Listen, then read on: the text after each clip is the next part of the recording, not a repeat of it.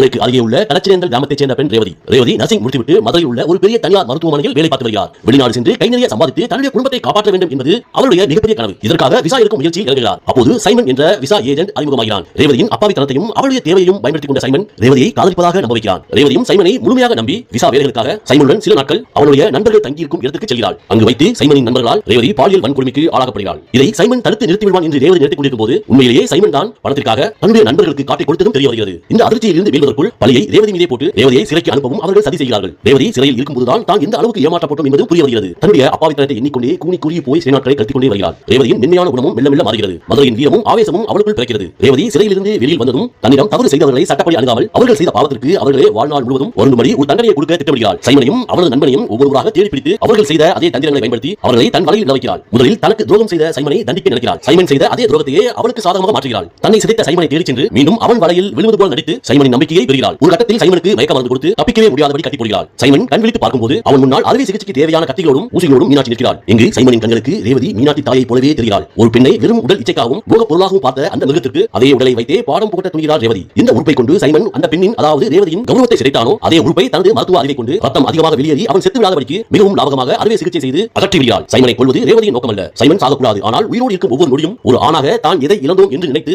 அவன் புழுங்கி அழுக வேண்டும் என்பதே ரேவதியின் ஆணித்தரமான முடிவு. அதே சமயத்தில் ரேவதி சைமனை பார்த்து நீ என்னுடைய வாழ்க்கையை நாசமாக்கிய போது நான் செத்து விடுவேன் என்று நினைத்தாயா? ஒரு பொண்ணு நர்ஸாவது மத்தவங்க உயிரை காப்பாற்றுவதற்கு மட்டுமில்லடா நாயே. உன்ன மாதிரி மிருகங்களுக்கு எங்க அறுக்கிற விதையை கத்துக்கிறதுக்கு தான் இப்பதான் ஆரம்பிச்சிருக்கேன். உன்னுடைய நண்பர்கள் ஒருவனை விட்டு வைக்க மாட்டேன், நீ கிளம்பலாம் என்று சொல்லி எந்த குற்ற உணர்ச்சியும் இல்லாமல் ரேவதி அடுத்த கட்டத்தை அதாவது அடுத்த பழிவாங்கல் நோக்கி செல்கிறாள். அடுத்ததாக இந்த சதிவேலைக்கு மூளையாக இருந்து அதிகார பலத்தால் ரேவதியை ஒடுக்கிய செல்வத்தை பழிவாங்க துடிக்கிறாள். செல்வத்தை புத்திசாலித்தனத்தால் தன்னுடைய வலைக்குள் வைத்த ரேவதி அவன் மீண்டும் யாருக்கும் கட்டளை இடக்கூடாது என்பதற்காக ரேவதி செல்வத்தின் தொண்டை நரம்புகளை லாபகமாக சிதைக்கிறாள். செல்வம் உயிரோடு இருப்பான், ஆனால் ஒரு வார்த்தை கூட பேச முடியாது. தான் வாழ்நாள் முழுவதும் உண்மையாக தான் செய்த தவறை சொல்லக்கூட முடியாமல் சைகையிலேயே அழுது குடிக்கும்படி செய்தாள். செல்வத்தின் அதிகார குரலை ரேவதியின் மருத்துவ கத்தி நிரந்தரமாக அறுத்து எரிந்தது. அடுத்ததாக ரவி, சைமனின் நண்பன் ரவி, தன் உடல் பலத்தை பயன்படுத்தி ரேவதியை வற்புறுத்தி சிதைத்தவன். தன்னுடைய சமயோஜித புத்தியால் ரவியை மயக்கமடைய செய்த ரேவதி இந்த மிருகம் இனி எந்த பெண்ணையும் துரத்தக்கூடாது என்பதற்காக ரவியின் கால்களின் முதுகு தண்டை நரம்பை சிதைக்கிறாள். இந்த மிருகம் ரவி சாக மாட்டான், ஆனால் இடுப்புக்கு கீழே எந்த உணர்ச்சியும் இருக்காது. வாழ்நாள் முழுவதும் ஒரு சக்கர நாற்காலியில் அமர்ந்து தன்னுடைய கால்கள் அசைவற்று போவதை பார்த்து புழுங்கி அழுக வேண்டும். ஒரு அப்பாவி பெண்ணை துரத்திய கால்கள் இனி ஒரு இன்ச்சு கூட நகர முடியாது என்பதை ரேவதி ஆணித்தரமாக செய்தாள். அடுத்ததாக இந்த குழுமையெல்லாம் வேடிக்கை பார்த்த துரோகி குமார். ரேவதி கதறும்போது அதை ரசித்து வேடிக்கை பார்த்து சிரித்தவன் இந்த நயவஞ்சகன். குமார் செய்த பாவம் அநீதியை பார்த்து ரசித்துக் கொண்டிருந்தது.